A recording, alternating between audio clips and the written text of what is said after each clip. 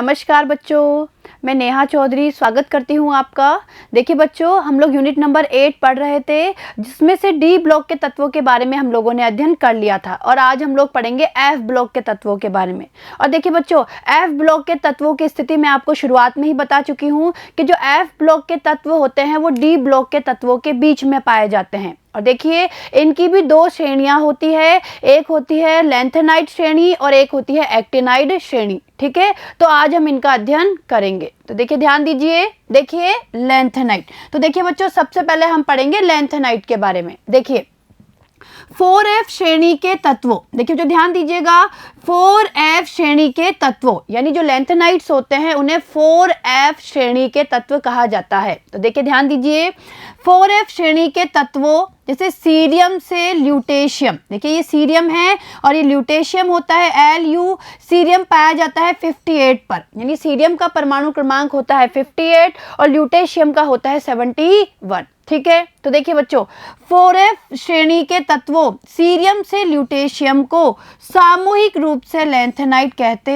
हैं। ठीक है, आगे देखिए, इनका सामान्य संकेत Ln होता है, अतः इनके आयनों के लिए संकेत Ln और N+ दिया जा सकता है। तो देखिए, लैंथेनाइड्स के लिए सामान्य रूप से क्या संकेत दिया जाता है?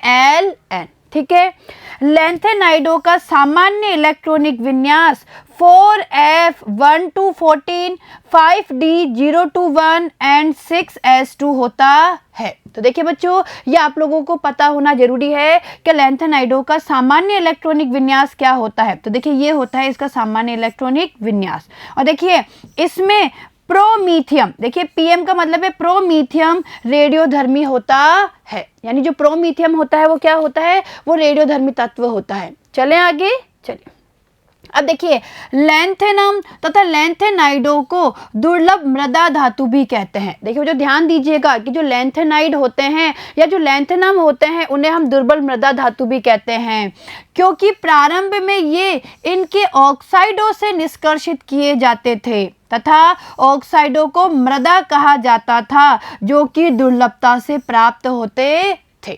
क्लियर है? और देखिए बच्चों, यहाँ पे एक चीज और समझने की कोशिश करिए कि जो लैंथेनाइड्स है उन्हें लैंथेनाइड नाम क्यों दिया गया? क्योंकि ये लैंथेनम के बाद आते हैं। देखिए बच्चों, जो लैंथेनाइड्स जो 14 तत्व होते हैं वो लैंथेनम के बाद आते हैं, यानी आवर्त सारणी में लैंथेनम के बाद आते हैं, इसीलिए इन्हें क्या कहा जाता है? लैंथेनाइड्स कहा जाता है। ठीक है, आगे देखिए, अब देखिए इलेक्ट्रॉनिक विन्यास। देखिए बच्चों, लैंथेनम, लैंथेनाइडो तथा उनके आयनों के इलेक्ट्रॉनिक विन्यास निम्न प्रकार होते हैं। तो देखिए, अब हम लोग लैंथेनम, लैंथेनाइडो और उनके आयनों के इलेक्ट्रॉनिक विन्यास के बारे में अध्ययन करेंगे। तो देखिए जो ध्यान दीजिए, देखिए बच्चों, इस सारणी को ध्यान से देखिए।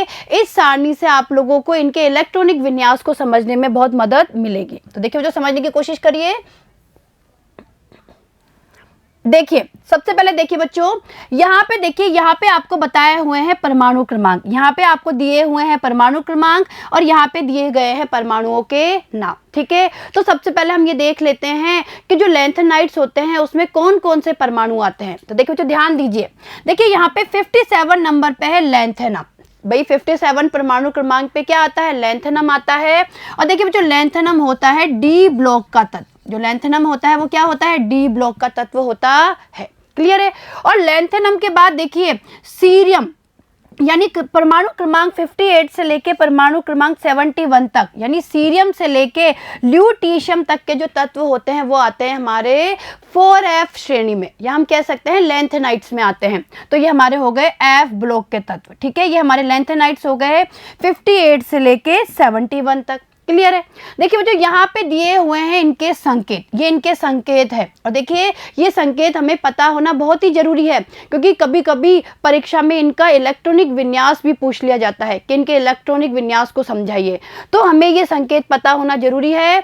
और देखिए बच्चों ध्यान दीजिए, लैंथेनम का जो संकेत होता है वो होता है La, सीरियम का देखिए Ce, ये देखिए प्रेजियोडीमियम का, ये नियोडीमियम का, ये प्रोमीथियम का, ये समेरियम का, ये यूरोपियम का, ये गैडोलिनियम का, टर्बियम का, डिस्प्रोसियम का, होल्मियम का, अर्बियम का, थ्यूलियम का, इटर्बियम का और ल्यूटेशियम का। क्लियर है। यानी ये जो हमारे तत्व है, यानी cerium, praseodymium, neodymium, promethium, samarium, europium, gadolinium, terbium, dysprosium, holmium, erbium, thulium, ytterbium और ल्यूटीशियम, ये हमारे लैंथेनाइड्स है और ये हमारे लैंथेनाइड्स के क्या हो गए, संकेत हो गए। क्लियर है। तो ये संकेत आपको पता होना जरूरी है, तभी आप इनके इलेक्ट्रॉनिक विन्यास भर सकते हैं। यानी संकेत के साथ साथ आपको परमाणु क्रमांक भी पता होना चाहिए। देखिए जो ध्यान दीजिएगा भाई, इन संकेत के साथ साथ आपको ये परमाणु क्रमांक भी पता होना बहुत जरूरी है, तभी आप क्या कर सकते हैं, इनके इलेक्ट्रॉनिक विन्यास को भर सकते हैं। क्लियर है। अब देखिए यहाँ पे जो इलेक्ट्रॉनिक विन्यास हमें दिया गया है, ये इनका अंतिम इलेक्ट्रॉनिक विन्यास दिया हुआ है। देखिए जो समझने की कोशिश करिए, ये हमें लैंथेनाइड्स का इलेक्ट्रॉनिक विन्यास दिया हुआ है और देखिए ये यहाँ पे इनके आयनों के इलेक्ट्रॉनिक विन्यास हमें दिए हुए हैं कि आयन फॉर्म में क्या इलेक्ट्रॉनिक विन्यास होता है। देखिए अगर हम इनके इलेक्ट्रॉनिक विन्यास की बात करें तो ये सब हमारे अंतिम इलेक्ट्रॉनिक विन्यास है, यानी अंतिम इलेक्ट्रॉनिक विन्यास क्या होता है वो हमें यहाँ पे दिया गया है। क्लियर है। अब देखिए बच्चों यहाँ समझने की कोशिश करिए। देखिए सबसे पहले हम बात करते हैं लैंथेनम की। देखिए बच्चों लैंथेनम आता है 57 नंबर पे। लैंथेनम कितने नंबर पे आता है, 57 नंबर पे।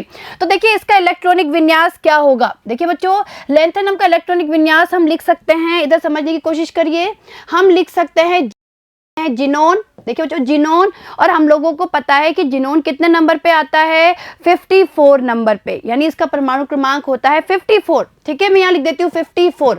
हम बात कर रहे हैं लैंथेनम की। ठीक है, तो लैंथेनम का इलेक्ट्रॉनिक विन्यास क्या होगा, तो देखिए जिनोन जो 54 नंबर पे आता है, इसके बाद 6s2 5d1। देखिए ये किसका इलेक्ट्रॉनिक विन्यास होता है, लैंथेनम का। देखिए बच्चों देखिए इधर, देखिए लैंथेनम का इलेक्ट्रॉनिक विन्यास है, ये अंतिम इलेक्ट्रॉनिक विन्यास दिया हुआ है 5d1 6s2 और देखिए इनके आगे, सबके आगे एक केंद्रीय कोण है जिनोन। क्या है, जिनोन। यानी हमें यहाँ पे केवल इनका अंतिम इलेक्ट्रॉनिक विन्यास दिया हुआ है कि अंतिम विन्यास क्या होता है। तो देखिए बच्चों लैंथेनम का क्या हो गया, जिनोन 6s2 5d1, ये 1 है, ये जिनोन का हो गया। देखिए बच्चों जिनोन का इलेक्ट्रॉनिक विन्यास आपको सबको पता होगा भाई, ये 54 नंबर पे आता है, तो इलेक्ट्रॉनिक विन्यास आप लोग बना सकते हैं इसका। तो देखिए यहाँ पे हो गया 6s2 5d1, ये लैंथेनम का क्या हो गया, अंतिम इलेक्ट्रॉनिक विन्यास हो गया। क्लियर है।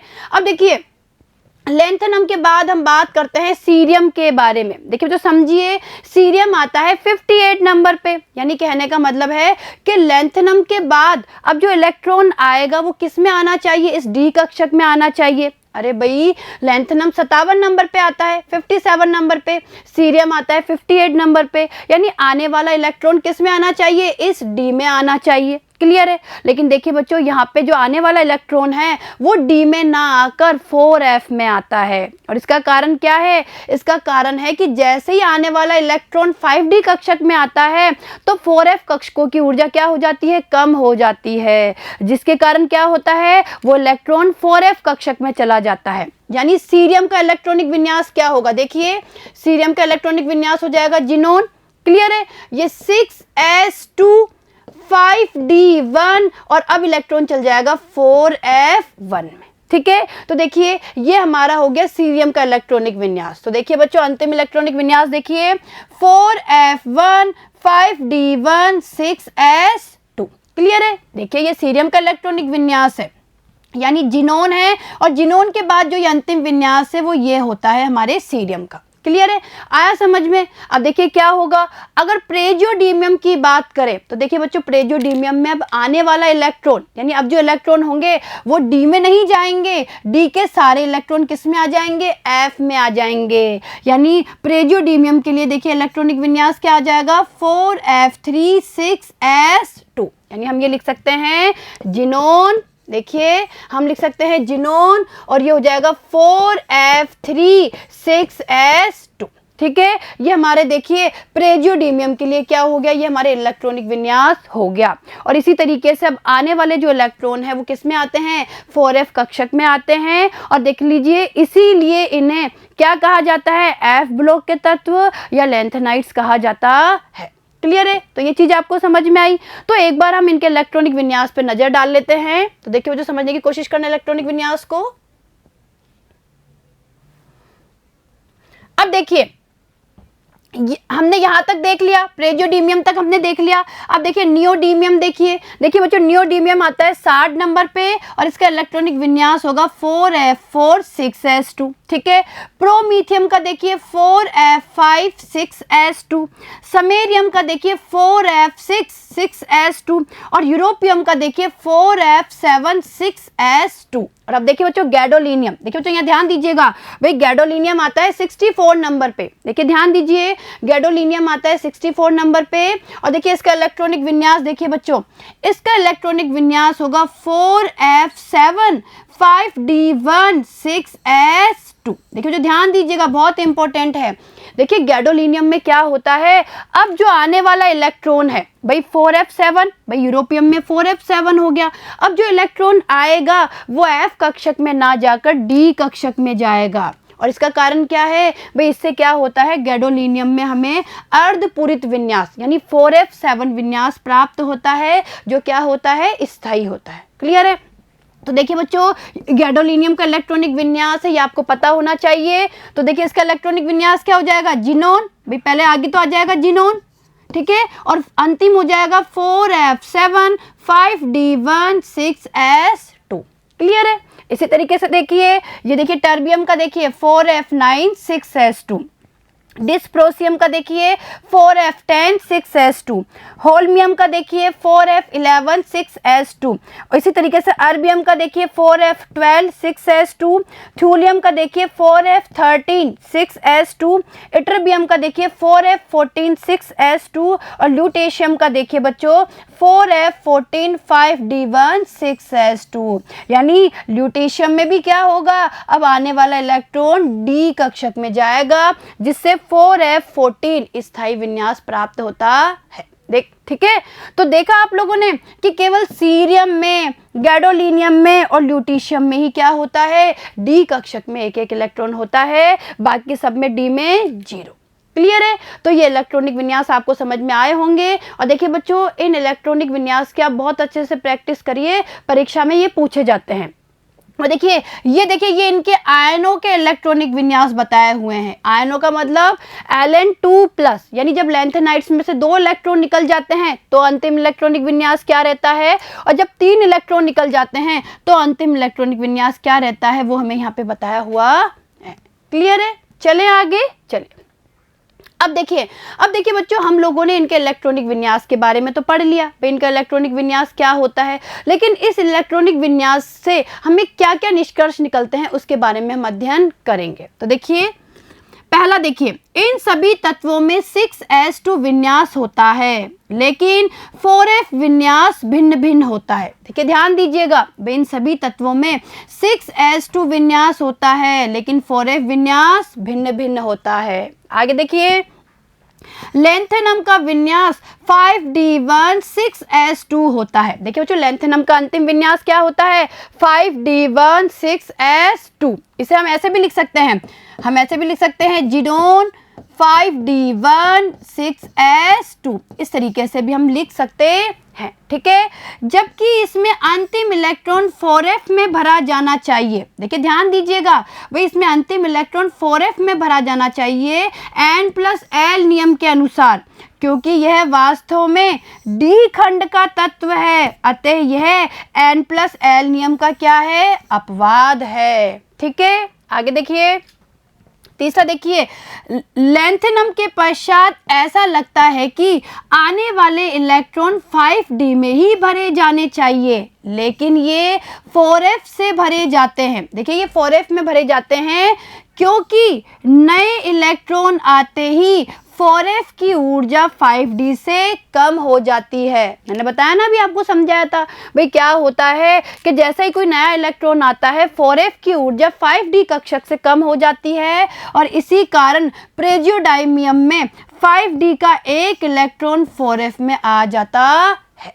ठीक है, चलिए आगे देखिए चौथा, देखिए गैडोलिनियम तथा ल्यूटेशियम में, देखिए गैडोलिनियम 64 नंबर पे आता है और ल्यूटेशियम 71 पे। तो देखिए गैडोलिनियम तथा ल्यूटेशियम में आने वाला इलेक्ट्रॉन 4f में ना जाकर 5d में भरा जाता है, क्योंकि इससे क्रमशः अर्धपूरित यानी 4f7 तथा पूर्ण पूरित यानी 4f14 स्थायी विन्यास प्राप्त होते हैं। और देखिए बच्चों, इसके बारे में मैंने आपको समझाया था। भाई गैडोलीनियम में तो क्या होता है, भाई जो आने वाला इलेक्ट्रॉन है वो 5d में चल जाता है, जिससे 4f7 यानी अर्धपूरित विन्यास प्राप्त होता है। जबकि ल्यूटेशियम में देखिए क्या होता है, ल्यूटेशियम में आने वाला इलेक्ट्रॉन जब 5d में चला जाता है तो 4f14 यानी पूर्ण भरित विन्यास प्राप्त होता है। और दोनों ही विन्यास कैसे होते हैं, स्थायी होते हैं।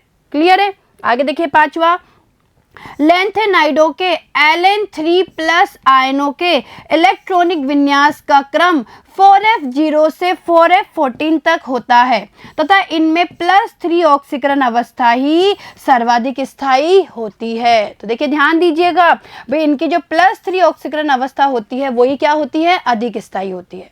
क्लियर है। आगे अब देखिए परमाणु तथा आयनिक आकार। तो देखिए बच्चों, अब हम इनके परमाणु तथा आयनिक आकार के बारे में पढ़ेंगे। देखिए लैंथेनाइडो में बाएं से दाएं जाने पर परमाणु तथा आयनिक आकार यानी त्रिज्या दोनों ही क्या होते हैं, कम होते हैं। देखिए जो ध्यान दीजिएगा, भाई लैंथेनाइडो में क्या होता है, बाएं से दाएं जाने पर इनके परमाणु आकार में और आयनिक त्रिज्या में क्रमिक रूप से क्या होती है, कमी आती जाती है। तो देखिए परमाणु क्रमांक बढ़ने पर नाभिकीय आवेश बढ़ता है। देखिए समझिए इस कारण को, इसका कारण क्या है। देखिए परमाणु क्रमांक बढ़ने पर नाभिकीय आवेश बढ़ता है, जिससे इलेक्ट्रॉन पर नाभिकीय आकर्षण बढ़ता है। ठीक है। अतः बाहरी इलेक्ट्रॉन अंदर के कक्षकों में भरे जाने वाले इलेक्ट्रॉन का परिरक्षण प्रभाव आकार को बढ़ाने का प्रयास करता है। देखिए जो वापस ध्यान दीजिएगा, भाई होता क्या है, बाहरी इलेक्ट्रॉन अंदर के कक्षकों में भरे जाने वाले इलेक्ट्रॉन का जो परिरक्षण प्रभाव है वो आकार को बढ़ाने का प्रयास करता है, क्योंकि यह नाभिकीय आकर्षण बल के विपरीत होता है। हमने पढ़ा है ना कि जो परिरक्षण प्रभाव होता है वो नाभिकीय आकर्षण बल के विपरीत होता है, लेकिन परिरक्षण प्रभाव नाभिकीय आकर्षण बल से कम होता है। तो देखिए यहाँ समझिए, भाई यहाँ पे क्या होता है कि जो परिरक्षण प्रभाव होता है वो नाभिकीय आकर्षण से कम होता है। और क्यों होता है, क्योंकि इलेक्ट्रॉन n-2f कक्षकों में भरे जाते हैं। आया समझ में, भाई जो इलेक्ट्रॉन है वो n-2f कक्षकों में भरे जाते हैं। क्लियर है। तो देखिए बहुत इंपॉर्टेंट पॉइंट है, ये पूछा जा सकता है। ठीक है। आगे देखिए, अब देखिए लैंथेनाइड संकुचन। देखिए लैंथेनाइडों में परमाणु क्रमांक बढ़ने पर लैंथेनम से ल्यूटेशियम, देखिए लैंथेनम से ल्यूटेशियम तक परमाणु तथा आयनिक त्रिज्याओं में समग्र कमी होती है। इसे लैंथेनाइड संकुचन कहते हैं। देखिए बच्चों बहुत इंपॉर्टेंट पॉइंट है और ये परीक्षा में पूछा भी जाता है। देखिए क्या होता है, भाई लैंथेनाइडों में जैसे जैसे परमाणु क्रमांक बढ़ता है इनके आकार में, या हम बोल सकते हैं इनकी त्रिज्या में क्रमिक रूप से कमी आती जाती है, और इसे ही क्या बोलते हैं, लैंथेनाइड संकुचन। और देखिए जो समझने की कोशिश करिए, भाई इनके परमाणु क्रमांक, देखिए तो ध्यान दीजिएगा, इनके परमाणु क्रमांक और त्रिज्या, देखिए ध्यान दीजिए, परमाणु की त्रिज्या या आयन की त्रिज्या, उनके बीच में अगर ग्राफ खींचा जाए तो देखिए इस तरीके से धीरे धीरे ग्राफ प्राप्त होता है। यानी कहने का मतलब है कि परमाणु क्रमांक बढ़ने के साथ साथ क्या होती जाती है,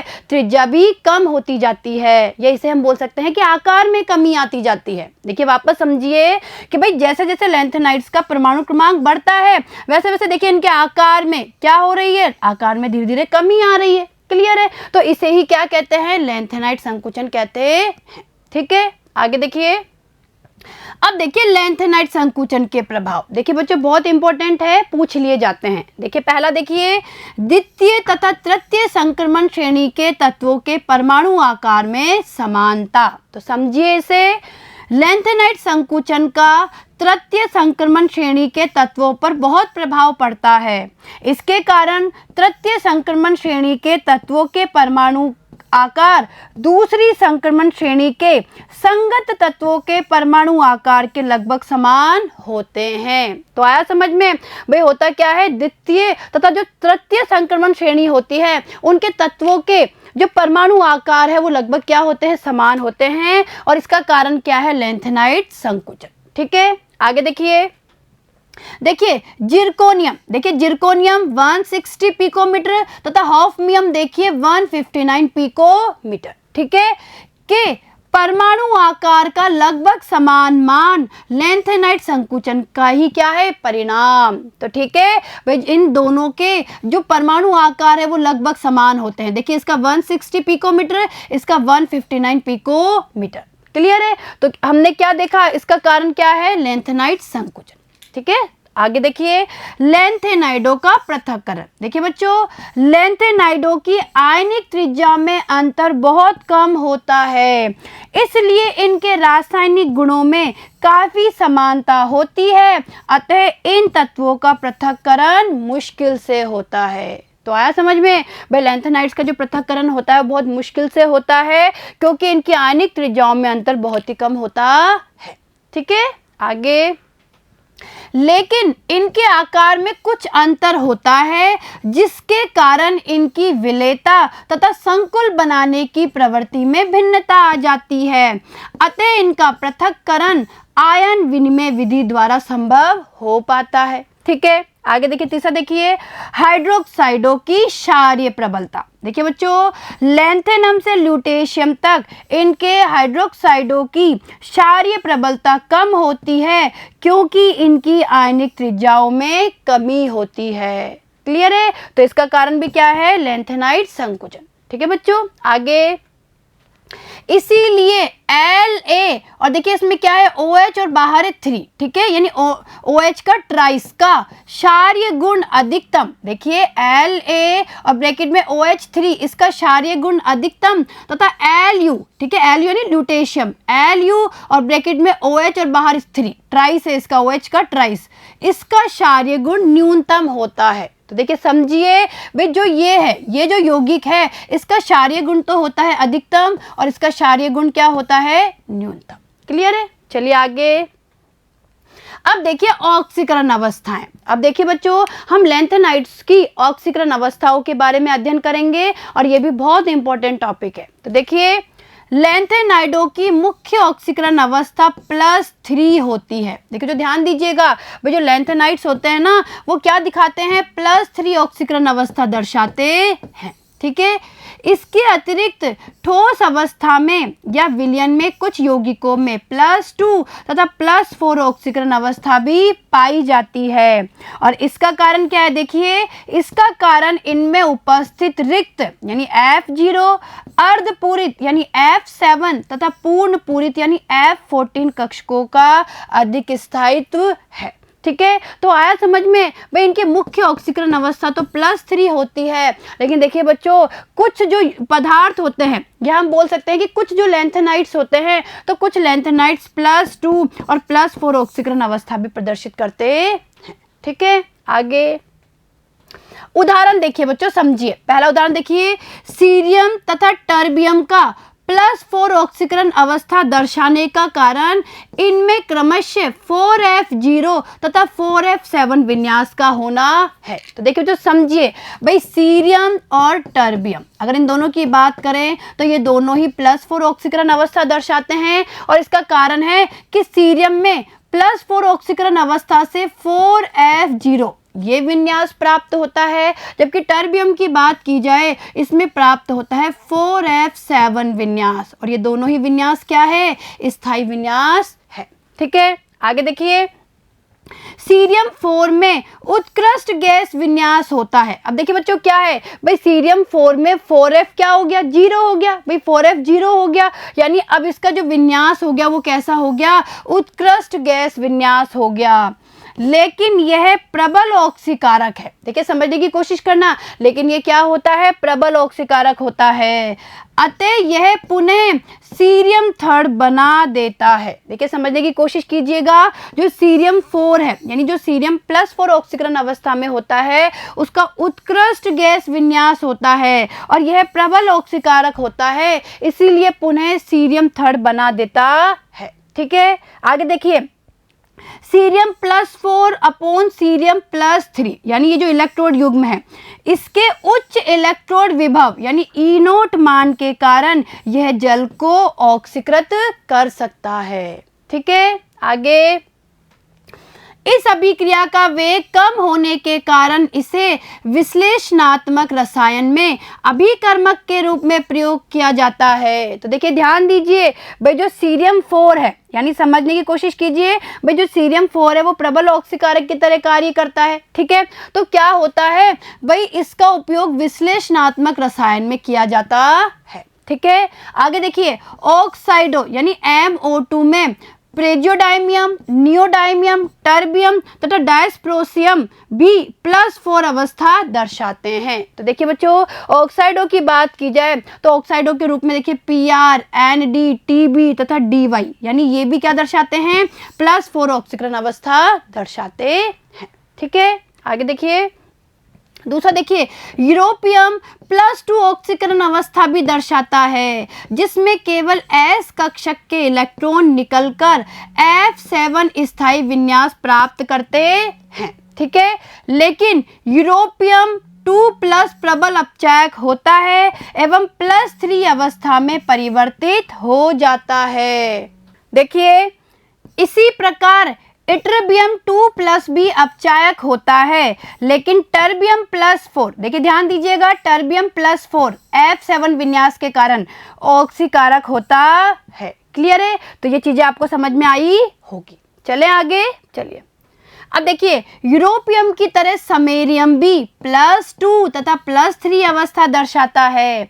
इससे यह निष्कर्ष निकलता है कि +4 अवस्था वाले आयनों में ऑक्सीकारक गुण तथा +2 अवस्था वाले आयनों में अपचायक गुण पाया जाता है। तो देखिए बच्चों, अभी जो हम लोगों ने उदाहरण पढ़े, इससे क्या निष्कर्ष निकला भाई, इनसे निष्कर्ष निकला कि जो +4 ऑक्सीकरण अवस्था होती है तो उन आयनों में तो ऑक्सीकारक गुण पाया जाता है, जबकि +2 अवस्था वाले आयनों में अपचायक गुण पाया जाता है। क्लियर है, चलिए आगे देखिए। देखिए, इस सारणी से आपको लैंथेनाइड्स की ऑक्सीकरण अवस्था और अच्छे से समझ में आ जाएगी। तो देखिए बच्चों, ध्यान दीजिएगा, देखिए यह लैंथेनाइडों की ऑक्सीकरण अवस्था। तो देखिए बच्चों, अगर लैंथेनम की बात करें तो लैंथेनम +3, ठीक है, +3 ऑक्सीकरण अवस्था दर्शाता है।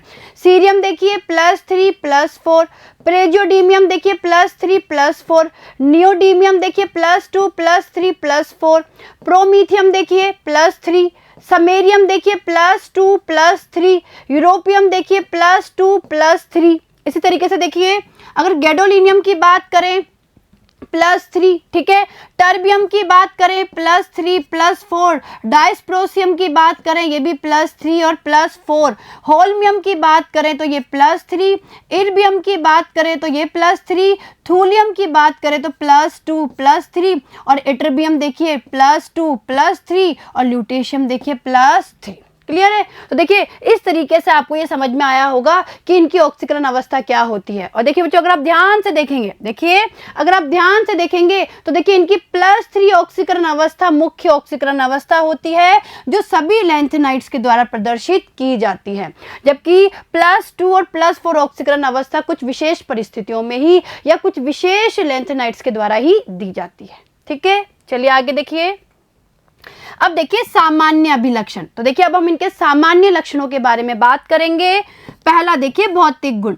सभी लैंथेनाइड चांदी के समान श्वेत तथा नरम धातुएं हैं, लेकिन वायु में ऑक्सीकरण के कारण इनकी चमक समाप्त हो जाती है। दूसरा देखिए, परमाणु क्रमांक में वृद्धि के साथ इनकी कठोरता में भी वृद्धि होती है। देखिए ध्यान दीजिएगा, जैसे जैसे परमाणु क्रमांक में वृद्धि होती है, कठोरता में वृद्धि होती है, इनके गलनांक उच्च होते हैं। गलनांक कैसे होते हैं? उच्च। आगे देखिए, समेरियम स्टील की तरह कठोर होता है तथा इसका गलनांक बहुत अधिक होता है। लैंथेनाइडों की विशिष्ट संरचनाएं होती है तथा ये ऊष्मा एवं विद्युत के अच्छे चालक होते हैं।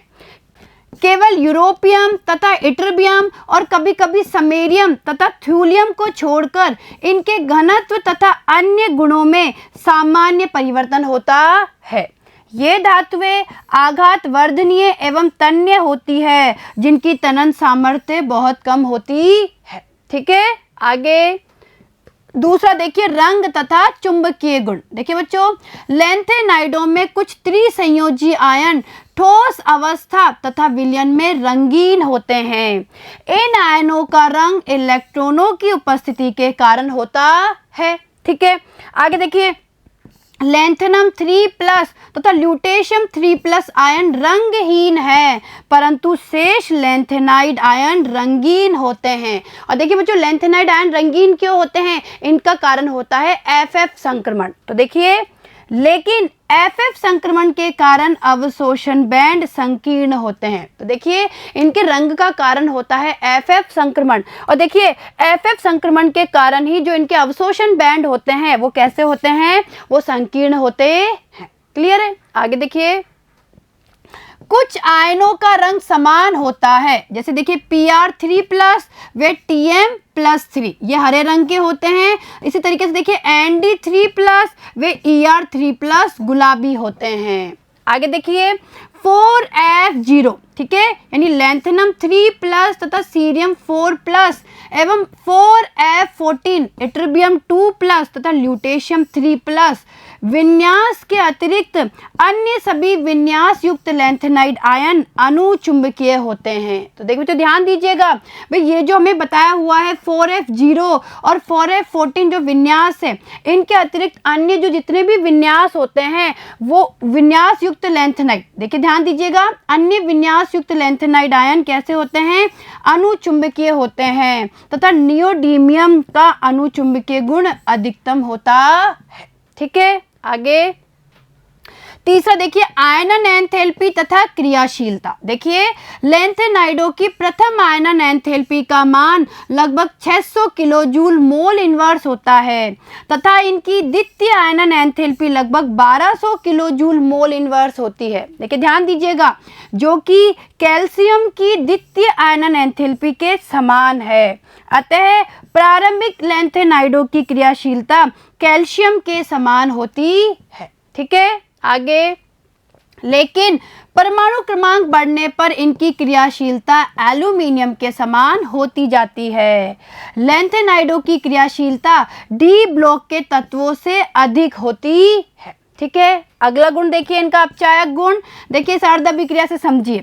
देखिए Ln3+ है, ठीक है, लैंथेनाइड 3+ है, ये 3 इलेक्ट्रॉन ग्रहण करके लैंथेनाइड में बदल गए। ठीक है, और इनके लिए देखिए E0 का मान लगभग -2.2 से -2.4 वोल्ट तक होते हैं। ठीक, आगे देखिए, E0 के इन उच्च ऋणात्मक मानों से ज्ञात होता है कि लैंथेनाइड प्रबल अपचायक होते हैं तथा आसानी से Ln3+ बना देते हैं। ठीक है, लैंथेनम से ल्यूटेशियम तक E0 के मान कम ऋणात्मक होते जाते हैं, अतः इनका अपचायक गुण कम होता जाता है। देखिए बच्चों, बहुत इंपॉर्टेंट पॉइंट है भाई, लैंथेनम से ल्यूटेशियम तक क्या होता है? E0 के मान कम ऋणात्मक होते जाते हैं, अतः इनका अपचायक गुण भी कम होता जाता है। अपचायक गुण के कारण ही ये धातुएं विद्युत धनी होती है। क्लियर है? चलिए आगे देखिए, अब देखिए इनका रासायनिक गुण, देखिए जो ध्यान दीजिएगा, देखिए हाइड्रोजन गैस के वातावरण में धीरे धीरे गर्म करने पर लैंथेनाइड धातुएं हाइड्रोजन से संयोग करके LnH2 तथा LnH3 प्रकार के हाइड्राइड बनाती है, जो कि अरस समीकरण मितीय होते हैं। आगे देखिए, कार्बन के साथ गर्म करने पर ये विभिन्न प्रकार के कार्बाइड बनाती है। देखिए लैंथेनाइड्स को जब कार्बन के साथ गर्म करते हैं तो कार्बाइड बनते हैं। और देखिए अभिक्रिया, देखिए लैंथेनाइड है, देखिए जो ध्यान दीजिएगा, ये लैंथेनाइड है, कार्बन से अभिक्रिया हो रही है। और देखिए Ln3C, Ln2C3 तथा LnC2, यानी इस प्रकार के कार्बाइड बनते हैं। ठीक है, आगे अब देखिए तनु अम्लों के साथ ये H2 गैस मुक्त करती है। देखिए तनु अम्लों के साथ हाइड्रोजन गैस मुक्त करते हैं। और अभिक्रिया देखिए, ये भी ये लैंथेनाइड है, 2Ln अभिक्रिया करेंगे अम्ल के साथ 6H+, और ये देखिए Ln3+, किस में बदल गई? Ln3+ में, और ये H2 गैस बाहर निकल गई। ऐसे ही देखिए इन्हें हैलोजनों के साथ जलाने पर ट्राई हैलाइड बनते हैं। तो देखिए बच्चों, अगर हैलोजन के साथ इनको जलाया जाता है तो ट्राई हैलाइड बनते हैं। देखिए अभिक्रिया देखिए 2Ln यानी लैंथेनाइड है, ये हैलोजन के साथ अभिक्रिया कर रहे हैं, 3x2 ये क्या बन गए LnX3 यानी ट्राई हैलाइड का क्या हो गया यहाँ पे निर्माण हो गया। ठीक है, आगे अब देखिए H2O के साथ क्रिया करके लैंथेनाइड संगत हाइड्रोक्साइड बनाती है। इसका कारण उच्च ऋणात्मक मानक अपचयन विभव है। ये ठंडे जल से धीमे लेकिन गर्म जल से तेजी से अभिक्रिया करती है। तो देखिए लैंथेनाइड जल से क्रिया करती है, ठीक है, और ये क्या बन गया हाइड्रोक्साइड बन गया Ln ब्रैकेट में OH और यहाँ पे 3। क्लियर है। आगे देखिए ये हाइड्रोक्साइड वायु की CO2 का अवशोषण करके कार्बोनेट, देखिए इस तरीके से Ln2CO3 और इसके बाहर 3, ठीक है, बनाते हैं, यानी इस प्रकार के कार्बोनेट बनाते हैं। क्योंकि क्षारीय मृदा धातुओं के हाइड्रोक्साइडों के समान ये भी क्षारीय होते हैं। ठीक है बच्चों, आगे ऑक्सीजन में जलाने पर इनके ऑक्साइड बनते हैं जो कि क्षारीय होते हैं। देखिए बच्चों ऑक्सीजन के साथ जलाने पर क्या बनेंगे ऑक्साइड बनते हैं, और ये ऑक्साइड कैसे होते हैं क्षारीय होते हैं। तो देखिए लैंथेनम है, ऑक्सीजन से अभिक्रिया होगी यानी जलाएंगे इसको ऑक्सीजन की उपस्थिति में, ये बन गया Ln2O3, ठीक है, ये ऑक्साइड बन गए। आगे देखिए सल्फर के साथ गर्म करने पर इनके सल्फाइड तथा नाइट्रोजन के साथ गर्म करने पर इनके नाइट्राइड बनते हैं। और देखिए अभिक्रिया देखिए सल्फर के साथ और नाइट्रोजन के साथ अभिक्रिया देखिए बच्चों, ये देखिए ये क्या है हमारा लैंथेनाइड है, सल्फर के साथ अभिक्रिया करवा रहे हैं, ये बन गया Ln2S3 सल्फाइड बन गया। इस तरीके से देखिए जब ये नाइट्रोजन के साथ अभिक्रिया करते हैं यानी लैंथेनाइड नाइट्रोजन के साथ अभिक्रिया करेंगे, ये बन गया नाइट्राइड, क्या बन गया नाइट्राइड। क्लियर है। अब देखिए लैंथेनाइडों के उपयोग। तो देखिए बच्चों हम लोगों ने लैंथेनाइड्स की रासायनिक अभिक्रियाएं पढ़ ली है कि किस किस प्रकार की रासायनिक अभिक्रियाएं देते हैं, और अब हम इनके उपयोग के बारे में पढ़ेंगे। तो देखिए ध्यान दीजिए लैंथेनाइडों का उपयोग प्लेट तथा पाइप बनाने के लिए मिश्र धातु इस्पात के उत्पादन में किया जाता है। लैंथेनाइडों के मिश्रित ऑक्साइडों तथा सीरियम फॉस्फेट का उपयोग पेट्रोलियम के भंजन में उत्प्रेरक के रूप में किया जाता है। क्लियर है। आगे देखिए लैंथेनाइडों के कुछ ऑक्साइडों का उपयोग स्फुर दीप्ति के रूप में टेलीविजन पर्दे में किया जाता है। लैंथेनाइडों से युक्त एक प्रमुख मिश्र धातु मिस धातु होता है, ठीक है, जिसमें लगभग 95% एक लैंथेनाइड धातु, लगभग 5% आयरन तथा थोड़ा सा सल्फर, कार्बन, कैल्शियम व एल्यूमिनियम होता है। ठीक है, तो ये किसकी बात की जा रही है मिस धातु की। तो देखिए मिस धातु में 95% यानी 95% क्या होती है एक लैंथेनाइड धातु होती है। क्लियर है। मिश्र धातु की अत्यधिक मात्रा मैग्नीशियम आधारित मिश्र धातुओं में प्रयुक्त होती है। ठीक है, आगे देखिए जिन्हें बंदूक की गोली, कवच या खोल तथा हल्के फ्लिंट के उत्पादन के लिए उपयोग में लिया जाता है। ठीक है, मिश्र धातु का उपयोग अपचायक के रूप में भी किया जाता है। मैग्नीशियम मिश्र धातु यानी 30% मिश्र धातु तथा 1% जिरकोनियम से जेट इंजन के पुर्जे बनाए जाते हैं। ठीक है, आगे मिश्र धातु एल्यूमिनियम को उच्च ताप सामर्थ्य तथा तांबे को कठोरता एवं जंग रोधी गुण प्रदान करता है। विभिन्न कार्बनिक यौगिकों के हाइड्रोजनीकरण, विहाइड्रोजनीकरण तथा ऑक्सीकरण अभिक्रियाओं में लैंथेनाइडों के यौगिकों को उत्प्रेरक के रूप में प्रयुक्त किया जाता है। आगे सीरियम ताप तथा पराबैंगनी प्रकाश दोनों का अवशोषण करता है, अतः इसका उपयोग चश्मों के निर्माण में किया जाता है। देखिए ध्यान दीजिएगा भाई सीरियम क्या करता है ताप तथा पराबैंगनी प्रकाश दोनों का अवशोषण करता है, तो इसका उपयोग कहाँ करते हैं चश्मों के निर्माण में। ऐसे देखिए Nd2O3 तथा Pr2O3 का उपयोग रंगीन कांच के निर्माण में किया जाता है। सीरियम के लवणों का उपयोग रुई को रंगने में किया जाता है। क्लियर है। चलिए आगे देखिए। अब देखिए एक्टिनाइड। तो देखिए बच्चों हम लोगों ने लैंथेनाइड्स के बारे में पढ़ लिया है और अब हम बात करेंगे एक्टिनाइड की। तो देखिए समझिएगा, देखिए 5F श्रेणी के तत्वों यानी थोरियम से लेके लॉरेंशियम तक। देखिए ध्यान दीजिएगा, थोरियम आता है 90 नंबर पे यानी इसका परमाणु क्रमांक होता है 90 और लॉरेंशियम का 103। तो देखिए बच्चों 5F श्रेणी के तत्वों यानी थोरियम से लॉरेंशियम को एक्टिनाइड कहते हैं क्योंकि इनके गुण एक्टिनियम से मिलते हैं। देखिए बच्चों ये एक्टिनियम के बाद पाए जाते हैं, जो एक्टिनाइड होते हैं वो एक्टिनियम के बाद पाए जाते हैं, इसीलिए इनको क्या कहा जाता है, एक्टिनॉइड। ठीक है, आगे देखिए एक्टिनाइडों का सामान्य इलेक्ट्रॉनिक विन्यास 5F2214 6D022 7s2 होता है तथा इनका संकेत A और स्मॉल n, इस तरीके से हम कंबाइंड रूप से इस संकेत के रूप में इनको दर्शाते हैं। आगे देखिए एक्टिनाइड रेडियो सक्रिय तत्व होते हैं तथा इनके प्रारंभिक सदस्यों की अर्धायु अपेक्षाकृत अधिक होती है। क्लियर है? आगे परंतु बाद वाले सदस्यों की अर्धायु 1 दिन से 3 मिनट तक होती है। लॉरेंशियम की अर्धायु 3 मिनट होती है, अर्थात परमाणु क्रमांक बढ़ने पर इनका स्थायित्व कम होता है।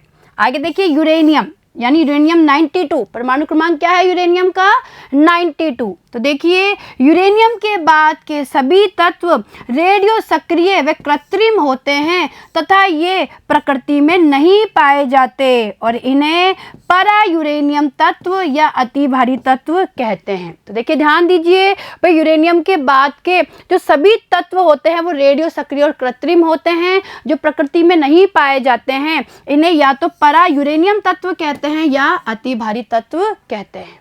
क्लियर है? आगे देखिए अब देखिए इलेक्ट्रॉनिक विन्यास एक्टिनियम तथा एक्टिनाइडों के परमाणु एवं उनके आयनों के इलेक्ट्रॉनिक विन्यास निम्नलिखित है। तो देखिए बच्चों अब हम लोग एक्टिनियम, एक्टिनाइडो और उनके आयनों के इलेक्ट्रॉनिक विन्यास के बारे में बात करेंगे। तो देखिए ध्यान दीजिए, देखिए बच्चों इस सारणी को ध्यान से देखिए और इस सारणी से आपको एक्टिनाइडो के इलेक्ट्रॉनिक विन्यास को समझने में बहुत मदद मिलेगी। तो देखिए समझिए, तो सबसे पहले हम ये देख लेते हैं कि एक्टिनाइड में कौन कौन से तत्व आते हैं। तो देखिए बच्चों यहाँ पे दिए गए हैं परमाणु क्रमांक और ये दिए गए हैं नाम। तो देखिए परमाणु क्रमांक 89 यानी 89 पर अगर हम बात करें तो आता है एक्टिनियम और देखिए एक्टिनियम होता है डी ब्लॉक का तत्व। देखिए बच्चों समझने की कोशिश करिए, एक्टिनियम क्या होता है, डी ब्लॉक का तत्व होता है और जो एक्टिनॉइड होते हैं वो एक्टिनियम के बाद आते हैं, इसीलिए इनको एक्टिनॉइड कहा जाता है। ठीक है, अब देखिए 90 नंबर पे देखिए थोरियम,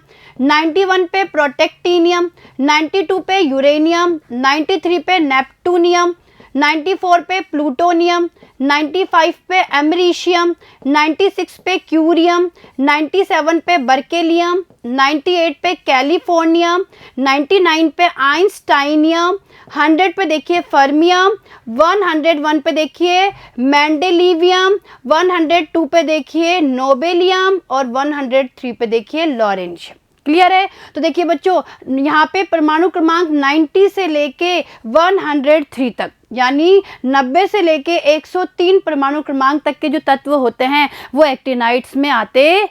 क्लियर है? ये इनके हो गए संकेत। देखिए ये एक्टिनाइड्स के क्या हो गए, संकेत। ये संकेत आपको पता होना बहुत ही क्या है, जरूरी।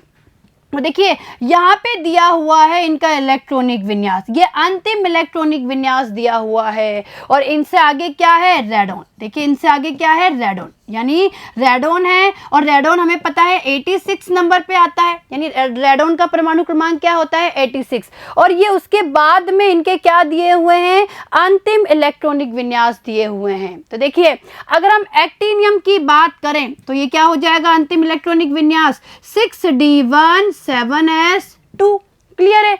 इसी तरीके से थोरियम की बात करें तो इसका हो जाएगा 6D2 7s2। देखिए बच्चों यहाँ पे क्या आ गया, रेडॉन आ गया, इसके बाद 6D2 7s2।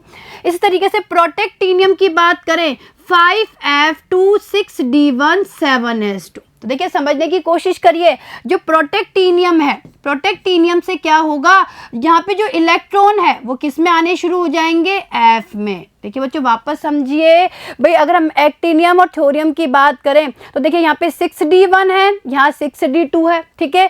इसके बाद में यानी अगर हम प्रोटेक्टिनियम की बात करें यहाँ से, तो यहाँ से अब इलेक्ट्रॉन किस में आना शुरू हो जाएंगे, एफ में, 5f में आना शुरू हो जाएंगे। और देखिए इसका इलेक्ट्रॉनिक विन्यास देखिए 5f2 6d1 7s2, ठीक है।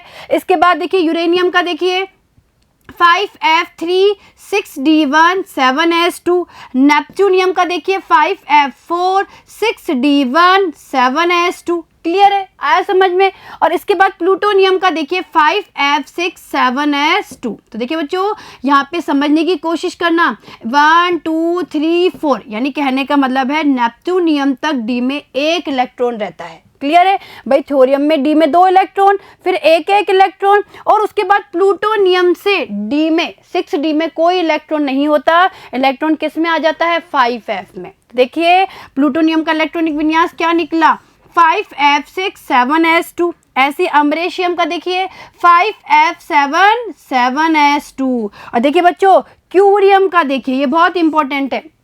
अब क्यूरियम में क्या होगा, क्यूरियम में अब आने वाला इलेक्ट्रॉन 6d में जाएगा, यानी इसका इलेक्ट्रॉनिक विन्यास होगा 5f7 6d1 7s2।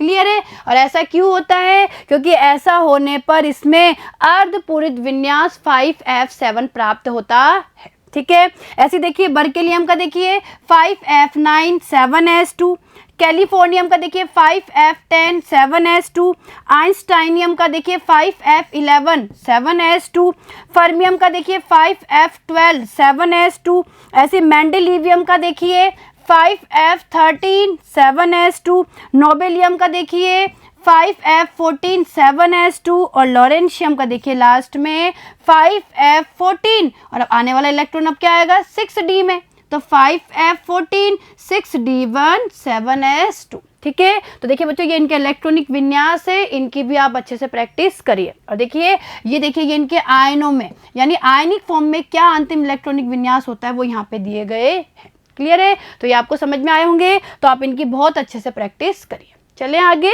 चलिए अब देखिए इलेक्ट्रॉनिक विन्यास की सारणी से ज्ञात होता है। देखिए क्या ज्ञात होता है, पहला देखिए सभी एक्टिनाइडों में 7s2 विन्यास होता है। दूसरा देखिए 5f तथा 6d कक्षकों के मध्य ऊर्जा अंतर कम होने के कारण इनमें इलेक्ट्रॉन का भरना परिवर्तनशील होता है। आगे देखिए तीसरा 5f उपकोष में इलेक्ट्रॉन का भरना Pa से प्रारंभ होता है, ठीक है, यानी प्रोटेक्टिनियम से प्रारंभ होता है तथा लॉरेंशियम तक 5f उपकोष पूर्ण भर जाता है, ठीक है। देखिए चौथा देखिए लैंथेनाइडों के समान एक्टिनाइडों के इलेक्ट्रॉनिक विन्यास में भी अनियमितताएं पाई जाती है, जिनका कारण F0, F7 तथा F14 स्थायी विन्यास है। इसी कारण अमरेशियम तथा क्यूरियम, देखिए ध्यान दीजिएगा, अमरेशियम और क्यूरियम का इलेक्ट्रॉनिक विन्यास क्रमशः रेडॉन 5f7 7s2 तथा रेडॉन 5f7 6d1 7s2 होता है। तो देखिए जो समझ लीजिए यहाँ पे, देखिए ये अमरेशियम है, ये क्यूरियम है, और देखिए इनके इलेक्ट्रॉनिक विन्यास देखिए, अमरेशियम का देखिए यहाँ पे रेडॉन है, उसके बाद में 5f7 7s2, और देखिए इसी तरीके से क्यूरियम का देखिए radon 5f7 6d1 7s2। Clear है। और इसका कारण समझ में आया आपको, भाई इसका कारण क्या है, इनमें F7 और F14 यानी स्थायी विन्यास का होना, ठीक है। आगे देखिए पांचवा देखिए 4f तथा 5f कक्षकों के तरंग फलन के कोणीय भाग समान होते हैं, लेकिन 5f कक्षक बंध बनाने में भाग लेते हैं क्योंकि ये इतने धसे हुए नहीं होते हैं जितने कि 4f कक्षक।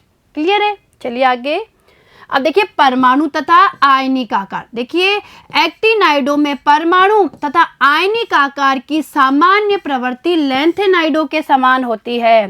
श्रेणी में बाएं से दाएं जाने पर परमाणु आकार तथा आयनिक आकार यानी M+3, इस आयन की बात की जा रही है, इसमें क्रमिक कमी होती है, इसे एक्टिनाइड संकुचन कहते हैं। तो देखिए बच्चों लैंथेनाइड्स के समान एक्टिनाइड्स में भी संकुचन पाया जाता है, ठीक है। आगे आकार में यह कमी एक तत्व से दूसरे तत्व में उत्तरोत्तर बढ़ती है, जिसका कारण 5f इलेक्ट्रॉनों का दुर्बल परिरक्षण प्रभाव है। ठीक है, आगे अब देखिए ऑक्सीकरण अवस्थाएं। एक्टिनाइडों में ऑक्सीकरण अवस्था की परास अधिक होती है, जिसका कारण 5f 6d तथा 7s उपकोषों की लगभग समान ऊर्जा है। तो देखिए बच्चों, इस सारणी को ध्यान से देखिए, इस सारणी से आपको इनकी ऑक्सीकरण अवस्थाएं समझ में आ जाएगी। तो देखिए ये क्या है, एक्टिनाइड्स है, ये सारे एक्टिनाइड्स है।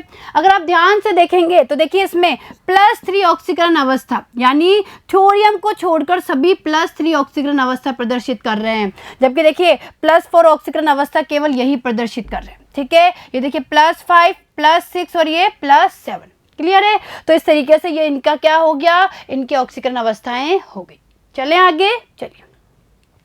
सभी एक्टिनाइड +3 ऑक्सीकरण अवस्था दर्शाते हैं, अतः यह इनकी सामान्य ऑक्सीकरण अवस्था है।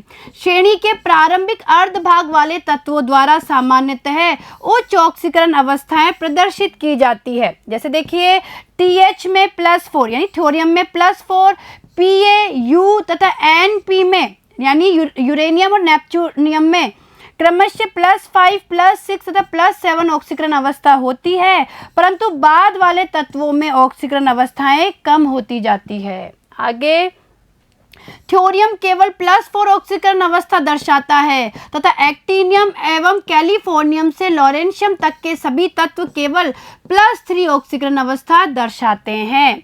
लैंथेनाइडों के समान एक्टिनाइडों में भी +4 ऑक्सीकरण अवस्था की अपेक्षा +3 ऑक्सीकरण अवस्था वाले यौगिक अधिक बनते हैं तथा +3 तथा +4 ऑक्सीकरण अवस्था वाले आयनों में जल अपघटित होने की प्रवृत्ति होती है। ठीक है, आगे सामान्य अभिलक्षण देखिए। पहला देखिए भौतिक गुण। एक्टिनाइड धातुएं चांदी के समान होती है तथा ये विभिन्न प्रकार की संरचनाएं दर्शाती है। इनकी संरचनाओं में भिन्नता का कारण धात्विक त्रिज्याओं में अनियमितताएं हैं, जो कि लैंथेनाइडों से अधिक है। ठीक है, सामान्यतः इनके गलनांक, क्वथनांक तथा घनत्व उच्च होते हैं। आगे देखिए चुंबकीय गुण देखिए। एक्टिनाइडों के चुंबकीय गुण लैंथेनाइडों की तुलना में अधिक जटिल है। यद्यपि 5f के अयुग्मित इलेक्ट्रॉनों की संख्या के साथ एक्टिनाइडों की चुंबकीय प्रवृत्ति में परिवर्तन लैंथेनाइडों के समान ही है, हालांकि ये मान लैंथेनाइडों में कुछ अधिक होते हैं। आगे तीसरा देखिए रासायनिक क्रियाशीलता। देखिए बच्चों, सूक्ष्म विभाजित अवस्था में एक्टिनाइड बहुत अधिक क्रियाशील धातुएं होती है।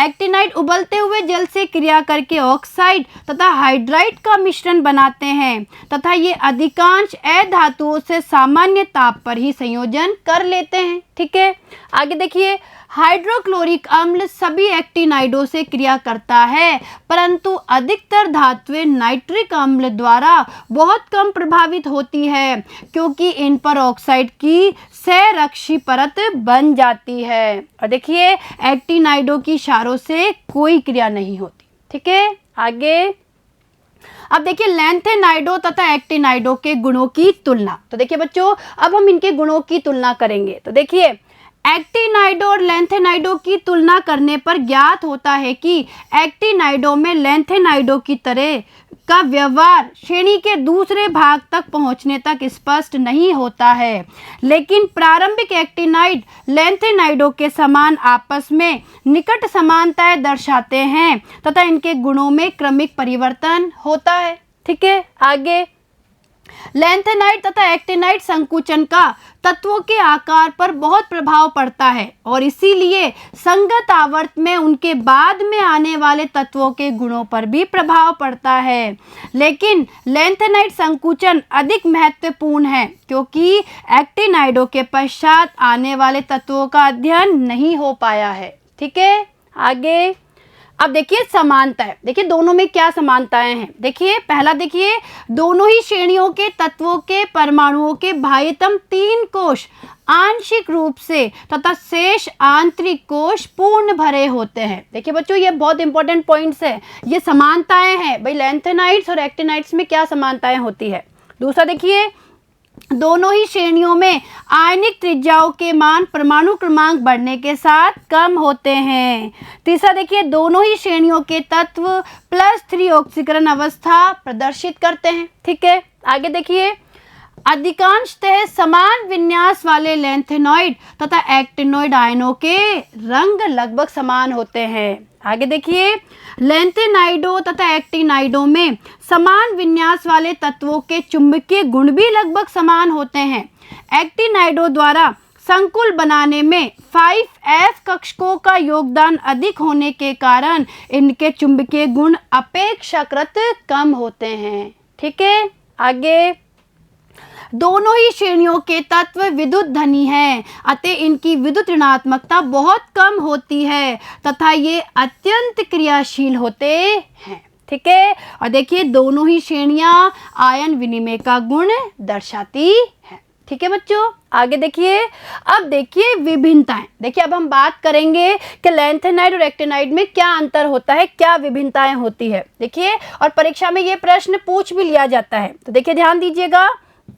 देखिए, इधर है लैंथेनाइड और इधर क्या है, एक्टिनाइड। तो देखिए बच्चों, लैंथेनाइड देखिए, पहला देखिए, +3 ऑक्सीकरण अवस्था के अतिरिक्त कुछ लैंथेनाइड +2 तथा +4 ऑक्सीकरण अवस्थाएं भी दर्शाते हैं। ठीक है, ये बात हो गई लैंथेनाइड की। अब एक्टिनाइड में देखिए, +3 ऑक्सीकरण अवस्था के अतिरिक्त कुछ एक्टिनाइड +2, +4, +5, +6 तथा +7 ऑक्सीकरण अवस्थाएं भी दर्शाते हैं। ठीक है, पहला अंतर हो गया। दूसरा देखिए, ये ऑक्सो धनायन नहीं बनाते हैं। देखिए, जो लैंथेनाइड्स होते हैं वो ऑक्सो धनायन नहीं बनाते हैं।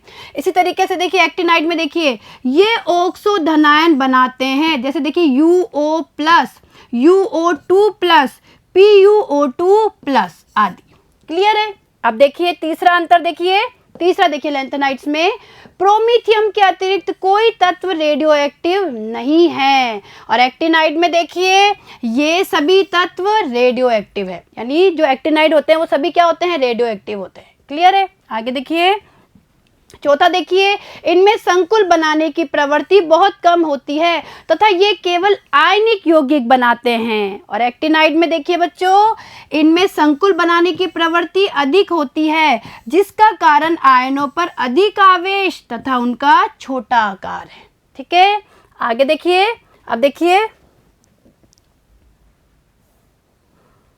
अब देखिए लैंथेनाइड्स में देखिए, पांचवा देखिए, लैंथेनाइड यौगिक कम क्षारीय होते हैं, और एक्टिनाइड्स में देखिए, एक्टिनाइड्स में एक्टिनाइड यौगिक अधिक क्षारीय होते हैं। क्लियर है। इसी तरीके से देखिए, छठा अंतर देखिए, लैंथेनाइड्स में देखिए, ये अणुचुंबकीय होते हैं तथा इनके चुंबकीय गुण आसानी से समझाए जा सकते हैं, और एक्टिनाइड्स में देखिए बच्चों, ये भी अणुचुंबकीय होते हैं लेकिन इनके चुंबकीय गुण आसानी से नहीं समझाए जा सकते। ठीक है, और देखिए लास्ट देखिए, सातवां देखिए, इनके अधिकतर त्रिधनात्मक आयन रंगहीन होते हैं, और देखिए एक्टिनाइड में देखिए अधिकतर त्रिधनात्मक तथा चतुर्धनात्मक आयन रंगीन होते हैं। क्लियर है। तो ये आपको लैंथेनाइड्स और एक्टिनाइड्स में अंतर समझ में आया होगा, और कभी कभी यहाँ से परीक्षा में प्रश्न पूछ लिया जाता है। ठीक है, आगे देखिए। अब देखिए, डी एवं एफ ब्लॉक तत्वों के कुछ अनुप्रयोग। तो देखिए ध्यान दीजिएगा। पहला देखिए, लोहा तथा इस्पात अत्यंत महत्वपूर्ण निर्माण सामग्री है, जिनका उत्पादन आयरन ऑक्साइड के अपचयन, अशुद्धियों के निष्कासन तथा कार्बन व मिश्र धातुओं जैसे क्रोमियम, मैग्नीज तथा निकिल के मिश्रण पर आधारित है। ठीक है।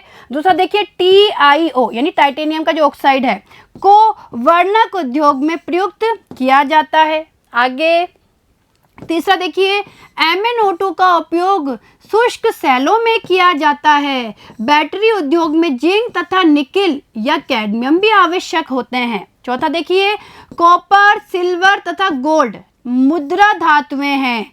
समकालीन यूके कॉपर सिक्के कॉपर लेपित यानी कॉपर कोटेड स्टील है तथा सिल्वर यूके सिक्के कॉपर निकल यानी कॉपर निकल के मिश्र धातु हैं। ठीक है। आगे पांचवा देखिए CH3 3Al तथा TiCl4 के मिश्रण का उपयोग पॉलीथीन के उत्पादन में किया जाता है। और देखिए बच्चों, इन्हें क्या बोलते हैं? इन्हें जिगलर नाटा उत्प्रेरक बोलते हैं, ठीक है, इनके मिश्रण को। आगे देखिए छठा देखिए, एथाइन के ऑक्सीकरण से एथेनॉल बनाने के वॉकर प्रक्रम में PdCl2 को उत्प्रेरक के रूप में प्रयुक्त किया जाता है। आगे देखिए सातवां देखिए, निकेल का संकुल NiCO और ये 4 एल्काइन तथा अन्य कार्बनिक यौगिकों के बहुलकीकरण में प्रयुक्त होता है। निकेल को तेल तथा वसा के हाइड्रोजनीकरण में उत्प्रेरक के रूप में प्रयुक्त किया जाता है, ठीक है।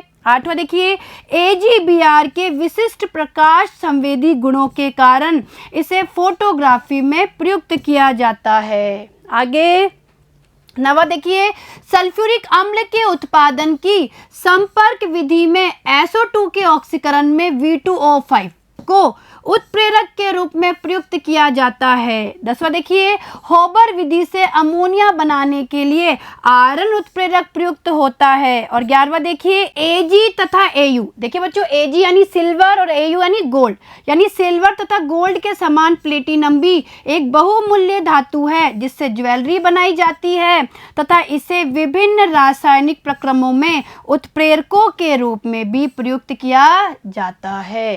क्लियर है? तो देखिए बच्चों, ये हम लोगों ने क्या पढ़ लिए? डी और एफ ब्लॉक के तत्वों के अनुप्रयोग के बारे में पढ़ लिए। और देखिए इसी के साथ में हमारी ये यूनिट समाप्त हो जाती है। और आज हम लोगों ने एफ ब्लॉक के तत्वों यानी लैंथेनाइडो और एक्टेनाइडो का भी अध्ययन कर लिया है। क्लियर है?